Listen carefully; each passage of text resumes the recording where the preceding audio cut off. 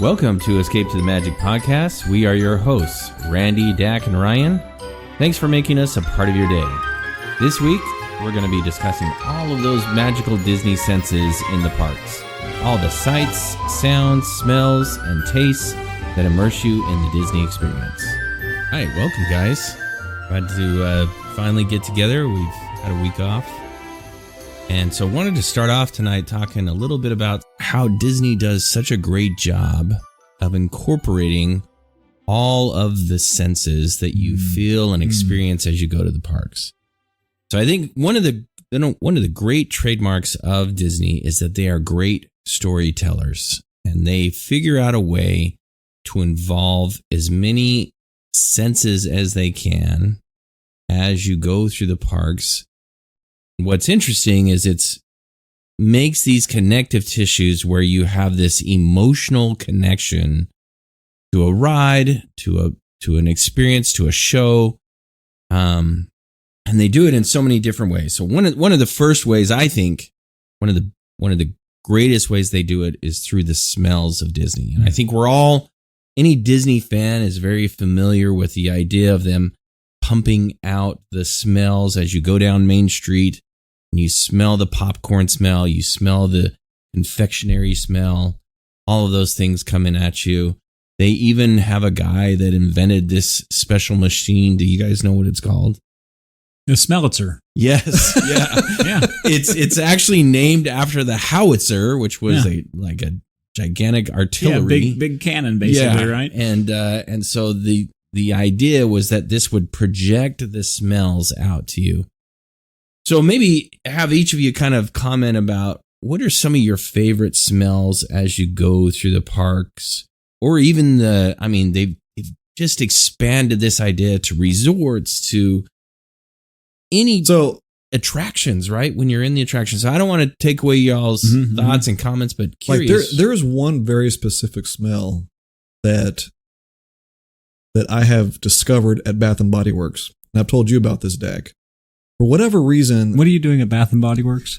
I love Bath & Body Works.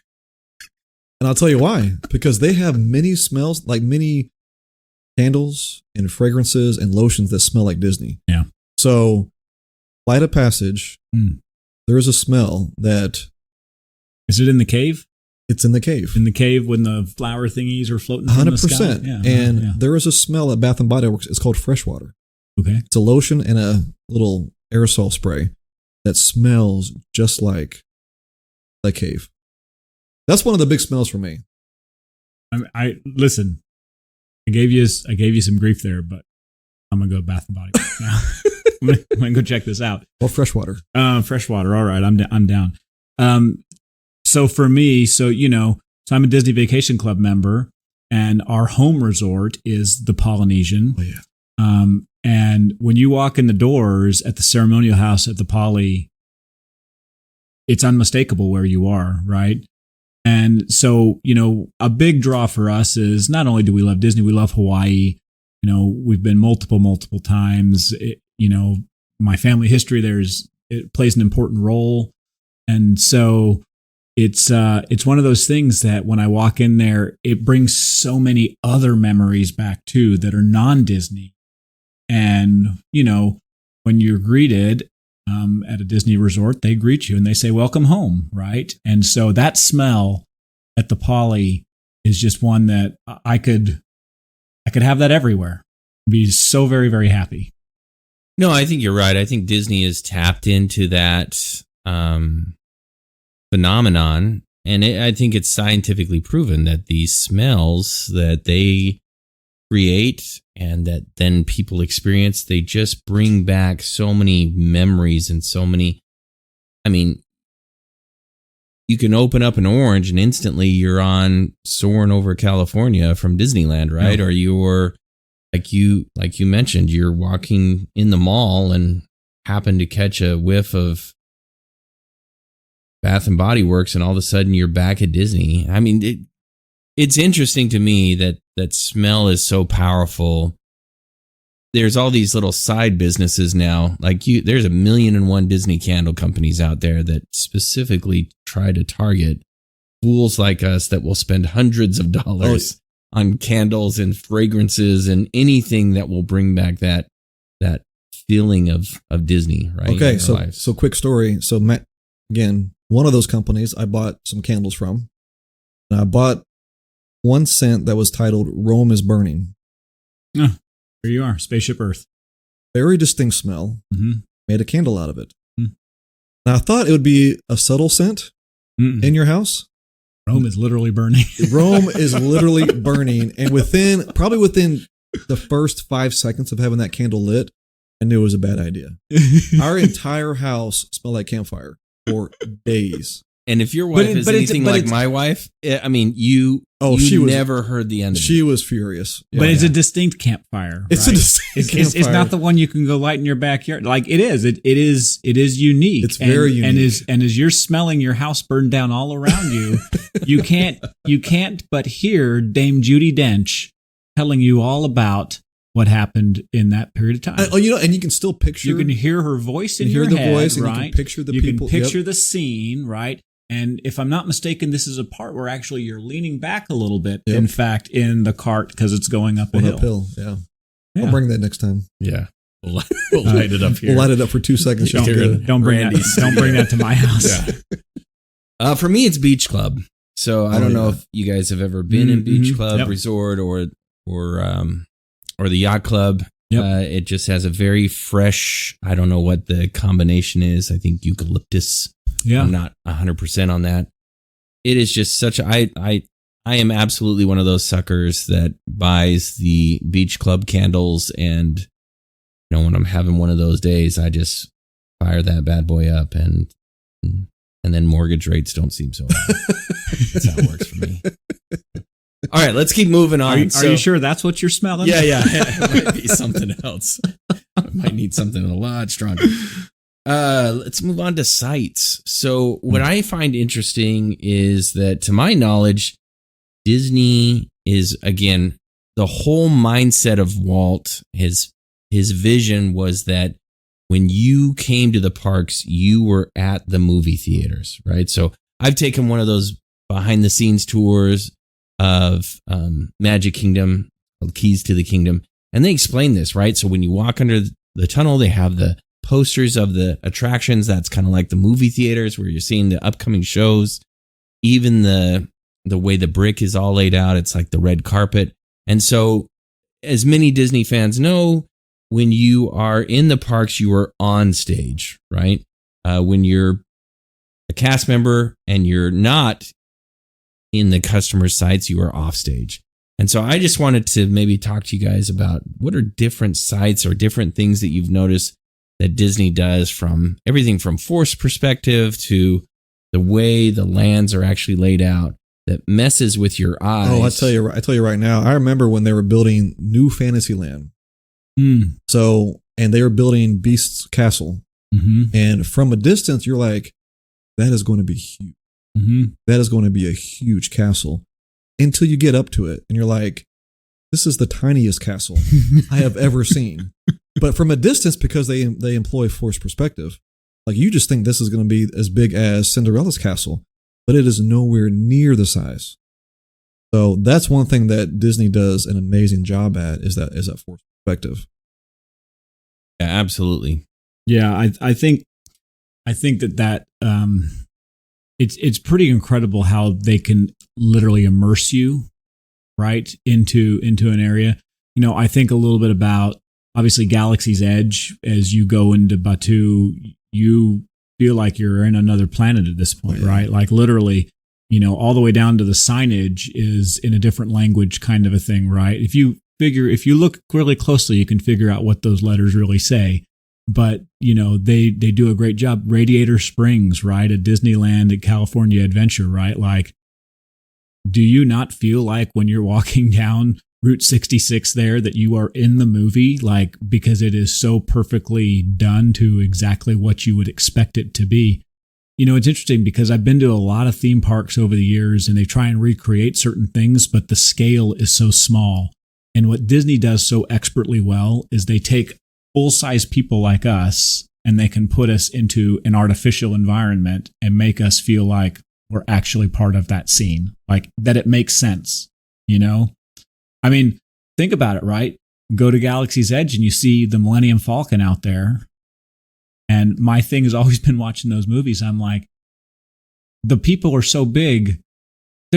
How are they running around on that ship? There's another room every time they turn the corner. I'm like, there can be no more rooms on that ship, right? And then you stand in Galaxy's Edge and you're there and it's like, oh yeah, I get it, right? So that's what they do is they're able to take things and take the size and scope and dimensions and scale of it and shrink it still in such a way that you don't lose the perspective of being part of the story. Because Dak, you brought this up earlier, at their heart, what they're storytellers. That's all the Imagineers are doing is trying to tell a story. And part of their storytelling is putting you in it. It's not having you be an outside observer, having you be an active participant. Yeah, well said. Man, that is so powerful. And they're the experts, absolute experts. And I think one thing, just to kind of piggyback on what you're saying there, I think one thing that they do really, really well is they take real life scenarios and add layers of fantasy on top of it. So, for example, if you look at Cinderella's castle, there's water stains on the bricks and there's real life scenarios, right? To the point where you're like, this castle has to have been in Orlando for hundreds of years. But in reality, obviously it hasn't, right? Yeah. And then they just take the fantasy and the imagery of the princess vibe and layer that on top of it so that it now becomes this magical locale that just draws you in further and further. I think so.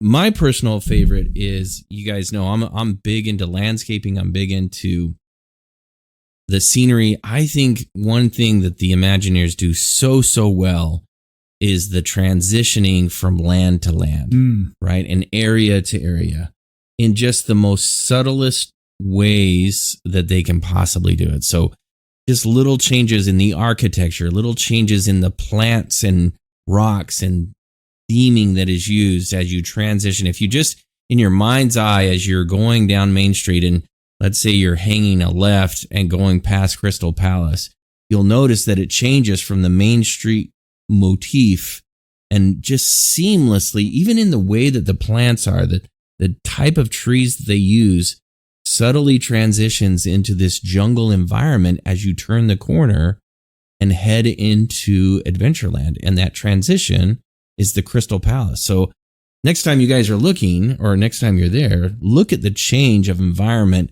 as you go from the Crystal Palace that starts off at this turn of the century and turns into Adventureland and palm trees and all the jungle. I'll be checking it out as I'm getting a cheeseburger spring roll. That cart that's right there at the entrance. Yeah, love it. Well, where you're going right there, I want to take it to the next level, right? Which is the next sense, and that is the sound.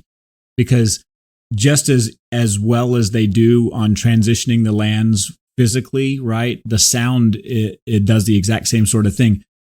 There's no competition between each of these lands and what you're hearing. And that is absolutely incredible to me, right? Like, I've been in Six Flags, right? And Six Flags over Texas and Dallas, right, is kind of themed after the Six Flags of Texas, right? The different countries that have kind of ruled over it, and they have different themed lands throughout there. And you can stand in one land and you can hear the music from another one sometimes, right? Mexico is competing with Spain.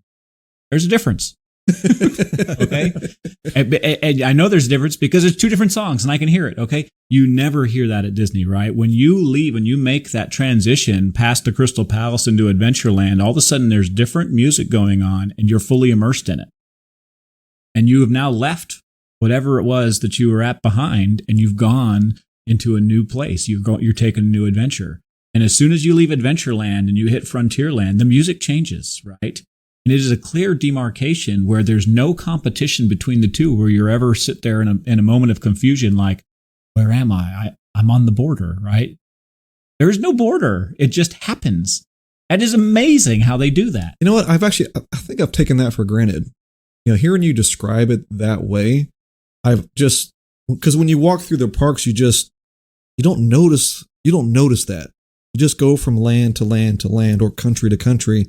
And there's that seamless transition. But when you just said it, there's no noticeable change. Like it just changes. You don't even notice that it did. And it happens at the attractions too, right? Yeah. There's music going on throughout Adventureland, but when you walk into the Pirates of the Caribbean queue, right, it's a different thing altogether. And once again, when you're there, even though you're right outside for some of it, there's no competition between what's going on, right? Like you seamlessly now have entered into something else. It's incredible. Yeah, so I think what that is called, and I'm not a sound expert, obviously, but I think what they're doing is they sound layer, right? So as you're transitioning from one land to the next, they're fading out one music, but it's such a gentle fade. It's one layer of, they're removing maybe the cymbals or the drums or the,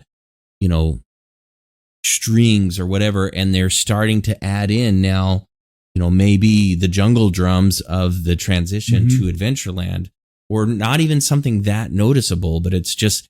And as you transition, the next layer of music begins to pick up. They do this in the rides as well with the projectional sounds, right? So you see this my favorite example of this is in Pirates. Because Pirates, you can literally be around the corner, and as you transition from one scene to the next, you stop hearing the conversation that you were just listening to about them looking for Jack, and now all of a sudden it's another pirate that's talking to you. And you no longer hear selling chickens. Yes, that's right. That's right. Yeah, so I love that. I love the sound projection where they create this environment where you don't hear. It's not like you're at a party where you hear 15 conversations going on at the same time. Yeah, you hear the conversation that you're meant to be hearing in that moment. That's what makes it so. So if you guys had to pick just one sound, that's your favorite. Maybe it's your favorite, but if you had to pick one sound I'm picking the cue from Pirates of the Caribbean. Yeah, I mean, and all credit to X for his score on that and putting it together. That's pretty amazing. I'm a little more futuristic, right? And I'm probably gonna go live in Tron, or maybe probably over in near the Nova Corps at the Guardians of the Galaxy, in Epcot. I just, first of all, the Tron score is fantastic. My favorite. The Tron, and let me clarify, Tron Legacy score is my favorite of all time. Daft Punk, some of the true geniuses of our age. I hope they get back together one day, especially since they're about to start, production on Tron 3 later this summer, I think. So, we got to get Daft Punk back. Oh, you're looking at me like that. Oh, sorry. I'm sorry. That's future news. But I'm like looking at Randy like I had no idea. Yeah, supposedly the rumors have been going on for forever. So who knows, right? But yeah, that's probably what I would do. I mean, when you walk up there and you're in that land and you're hearing the score, and then you get to go and get on a light cycle and do it, like you really feel like you are Sam Flynn. And I think for me, so I'm more, I would have a hard time choosing between Galaxy's Edge and maybe Avatar. I love the created sounds that they've made there versus maybe characters talking or the traditional Disney music. There's so many times when you're in these lands and you hear birds or animals moving, and that's not really an animal over there. But you're also like, well, this is Florida. It could be an animal. Could be. It could be something. Yeah. And just like, I love when you're in Galaxy's Edge. Maybe I would lean more towards Galaxy's Edge, which is funny because that's not my favorite land. But from a pure sound perspective, when you're sitting there and you hear 2 TIE fighters scream above you, as if they're really there. And there's been moments where I've looked up expecting fully to see some sort of X-Wing or TIE fighter or some sort of ship coming in. And by the way, did such a great job. That's coming eventually, right? They're going to do it. Yeah, somehow they're going to do that. Yeah. Even if it's with an oversized drone, we've got to find a way to fly these things in. Yeah. But to me, that's just, it's one of those immersive moments where you're just completely engulfed in the sound of Galaxy's Edge. And you want to talk about transitions visually and sound-wise from a transition of Hollywood Studios, Commissary Lane into Galaxy's Edge, or even a bigger transition, Toy Story Land into Galaxy's Edge. Amazing, seamless job of sounds and landscaping and all of those things that go into transitioning you from cartoon world where you're the size of a toy to a galaxy far, far away. It's amazing. Amazing. I'll just real quickly, I'll throw in a bonus one. And I think we would be remiss if we didn't acknowledge it, but it's Main Street USA. Oh yeah. I mean, you walk under the train depot and through that tunnel and you hear it immediately and you're there, and you guys are like me. I think we've all at times you walk out there, you just tear up a little bit, right? You're feeling, I'm tearing up right now just thinking about being there in a couple of days because you're back in your happy place. Yeah, I think that's it. Is you just know you're like, okay, I'm home. Like I am. And I don't care how much it costs. I live here. Yeah. My bonus would be just the audio loops in general. So everything from your entrance audio loops to you're in your hotel room and you turn on that free Disney information channel and it's just got that background loop. I love the audio loops. I am not ashamed to admit that I will just sit in my house, turn on the YouTube Resort TV and just work with that in the background. It just, so amazing. Well, it's relaxing. Yeah. All right. My favorite tastes. Mm-hmm. So I know what your favorite taste is. It's a Mickey bar. Yeah, it absolutely is. I was going to say the colossal cinnamon roll. So yeah, that too. I think this is why I have the figure that I do, is because my favorite sense of all the senses is the sense of taste. And not a lot to go on here, obviously, other than what I would say is Disney has done an amazing job, and we could do a whole episode of this, and I'm sure we will if I have multiple my way. Episodes of, your typical theme park food is nasty. And Disney is not without its nasty foods. I already mentioned Pinocchio House. Yeah. But I think they have done or even worse, Pecos Bill. Yeah. I would take Pecos Bill over Pinocchio House. I'm not sure I'm there. No, I'd pass on both. Hard pass. Yeah, I think again, I don't know if there's such a thing as a food Imagineer. I'm sure there is. I don't know, but Disney has done such a great job of taking what, from a general standpoint of theme park foods, and turned it into, again, this whole other industry of Instagrammers and foodies and festivals and all of these things where they bring in all these different tastes and textures. And you can go to really nice restaurants at Disney World and drop some serious coin on some of the best steaks I've ever had. Or you can just get your cheeseburger and some fries. I'm so glad that Disney has so many other options other than chicken fingers. Chicken fingers and corn dogs and hot dogs. I don't want any of that. By the way, it's really hard to find a corn dog at Disney World. That's true, actually. There's only a couple of places. That's true. The drinks. Was it the Meluroon? I'm pronouncing it. Yeah, the Meluroon rum or punch or something like that at Galaxy's Edge in California, because they don't serve it in Florida. That's right. That's where we had it. That's like, I almost recreated that taste at home. Oh my gosh, that's so. Yeah, I couldn't find the blueberry syrup, but that's what I needed.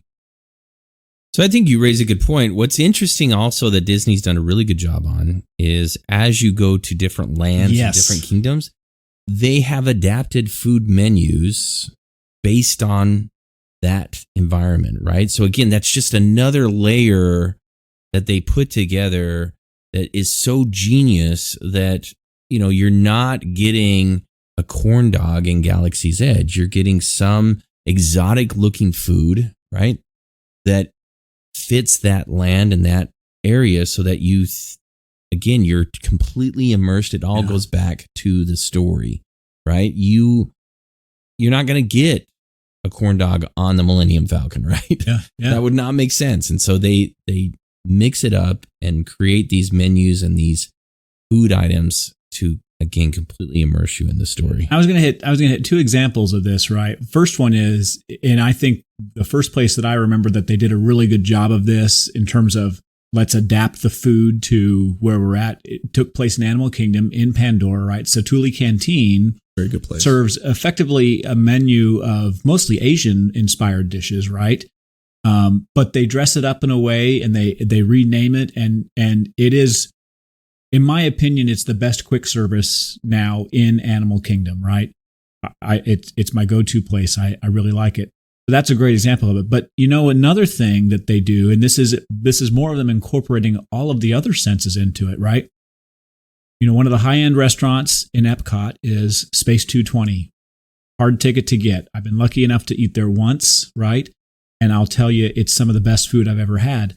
And I don't wonder if the reason it's some of the best food I ever had, went beyond the fact that it was homegrown, right? Because, the lettuce that you're eating is some of the stuff that they're growing there on property. By the way, if you go ride the Living with the Land boat ride, you'll understand where this food is coming from and you'll see it. But when you go to Space 220, there's an experience that takes place. And one of the first things you see when you get off the elevator is they're like, oh, look, this is where we grow our lettuce in space.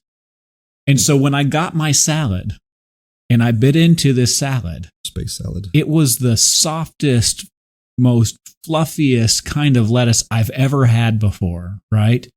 And I don't know that it's because it was really any better, but it's because they did such a good job with heightening the rest of my senses to this experience that all of a sudden I was transported someplace else. And I'm like, wow, looking out this window, I see spaceships flying by. I see nothing but stars. This food is out of this world. Okay. Oh, that's awesome.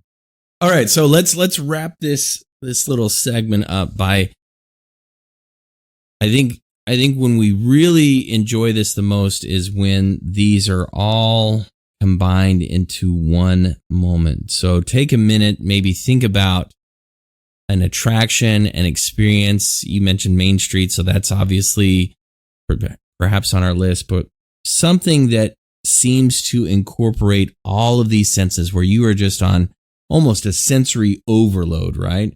So I'll go first. I think either Soarin' or Flight of Passage is involving all of these senses, right? I think that's where the Imagineers really hit it out of the park, is where they took your sight and your touch. I mean, you're riding on that Banshee and you feel it breathing and moving, and they got the 3D glasses going on and they're pumping the smells at you, and all of these things are going on in one moment where you are just completely immersed in the story.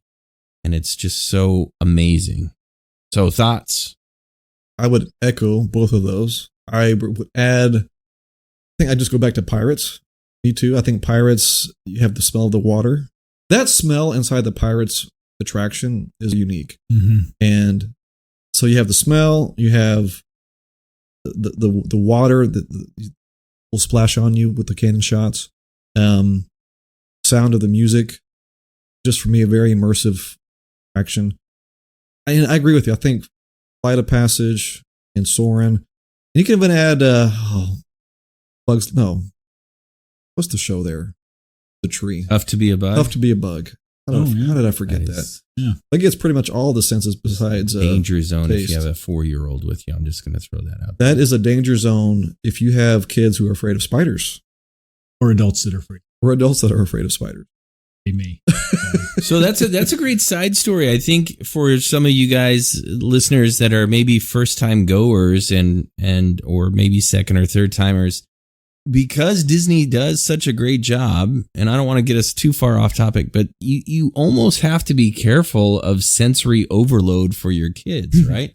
Like in a very real sense, like I see these parents that have young children that are just absolutely losing their minds And I just have to think, wow, you just took this kid out of elementary school, right? Yesterday he was in the 3rd grade, drinking glue.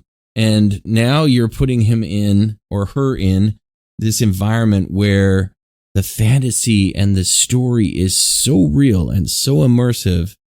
And you're wondering why they can't process all of it, right? And they're absolutely having a meltdown in the middle of Main Street. I mean, that, and they did not get their Mickey bar. Yeah, that's right. Or a nap. Or a nap. Yeah. Yeah, and we push our kids, again, way, way off in the weeds, but that's a very real moment where you have to kind of like assess what your child's really trying to get at. Yeah. Pro tip, it's okay to take a break in the middle of the day. Come back.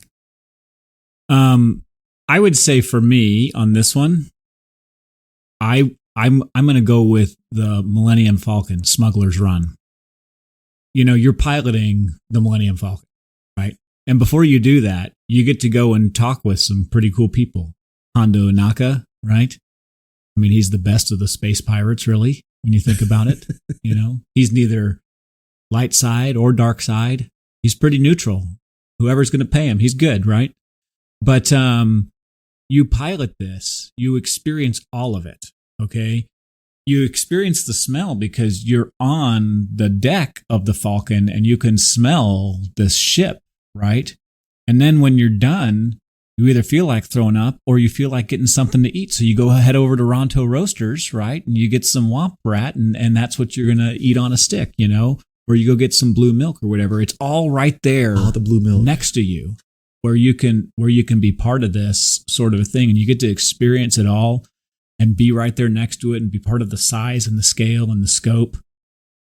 It's amazing how they're able to take a video game and have you be like, no, I can do the Kessel Run in 12. And the nausea usually comes if you're the engineer. Well, that's the boredom comes if you're the engineer. Well, and I'll back you up a step or two. Even when you're in the queue and they have the announcements going on and there's, air pistons going off around you and you're hearing things going off, and it's just, again, they are really drawing you into that story. And it goes back to, we're not going to watch Han Solo fly the Millennium Falcon. We're going to go fly the Millennium Falcon. It's every Star Wars fan's dream to be on that ship and be piloting it or be an engineer, unfortunately, for some people, right? But you're still on the Falcon. And can you think back to that first moment when you go through the queue and they actually let you into the room and you see all the visuals. You sit down and play chess. Yeah, the chess table is there and just all the buttons are flashing and you are 1,000% in the story. I totally agree with you. Yeah. That's a great, great experience. And not to mention the fact that you just walked through Galaxy's Edge, right? And so you're that much more immersed in the story. It's amazing. I'm so excited to be there in 2 days. Awesome. I'm so jealous that you're going to be there in 2 days. All right. Well, let's finish off the podcast with a little game. This, just to give a quick backstory on this. So Ryan and I's daughters, they're about the same age, hang out together all the time. And generally speaking, it gets to be late at night and one of us has to take the other one home.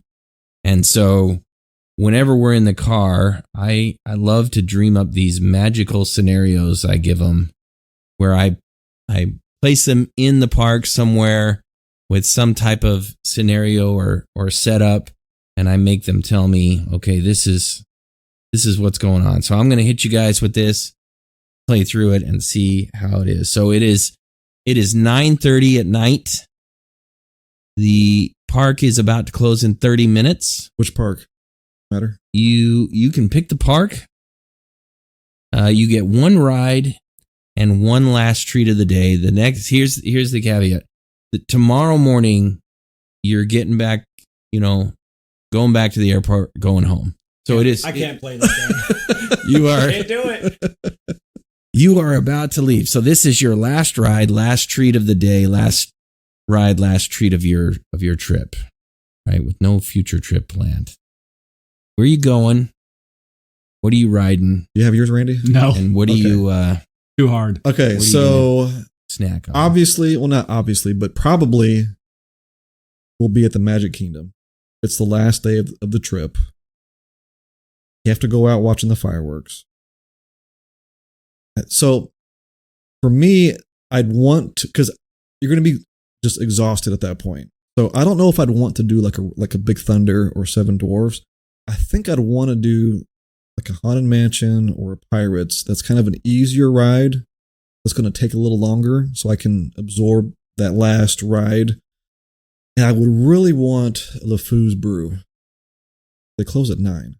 No, it closes at like 6. So, yeah, they close. It's really early. So I couldn't, if it's 9:30 we're talking about, I couldn't get the LeFou's Brew.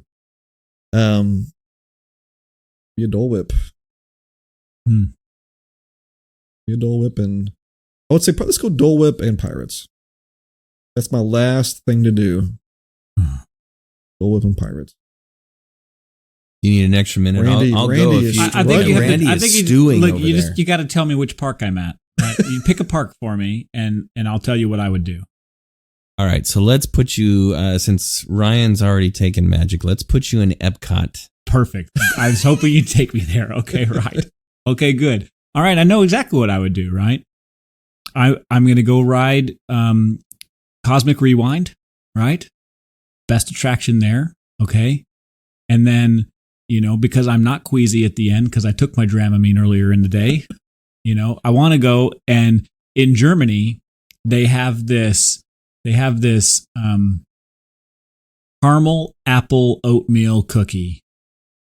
It is, every time I go to Epcot, it's the one thing I've got to make sure that I get. I got to make sure I get this caramel apple oatmeal cookie. And in fact, I was lucky. Kayla brought me one home from her trip this last time. That's how important this cookie is to me. So that's what I'm doing if I'm in Epcot. Mission, Cosmic Rewind, and Germany cookie. Beautiful. So I'll finish off the night at Hollywood Studios. I would actually choose Magic Kingdom, but just to keep it little mixed up here so that we get as many parks in as we can, I'll go Hollywood Studios, Slinky Dog Dash, and I'm just going to go with your classic Mickey ice cream bar. Can't go wrong with that. To me, I don't know what it is. You can get a chocolate ice cream bar sandwich anywhere else, but the moment you shape it in a Mickey, it just changes the taste, the experience, everything about it. And then I love the Slinky Dog ride. I love listening to Slinky's voice as I stop mid-ride and back up a little bit before I go over those humps of his Slinky Dog tail, if that's what it is. Just love it. So that's how I'd finish out the night. Beautiful. That's awesome. Beautiful. I think it's great. All right, guys. Fun episode. This was awesome. Very fun. We talked about a lot. We talked maybe a little about too much stuff, but that's okay because there's so much more to come. And thanks for tuning in this week. We look forward to taking you on our magical journey next time. Thanks, guys. Thanks, guys.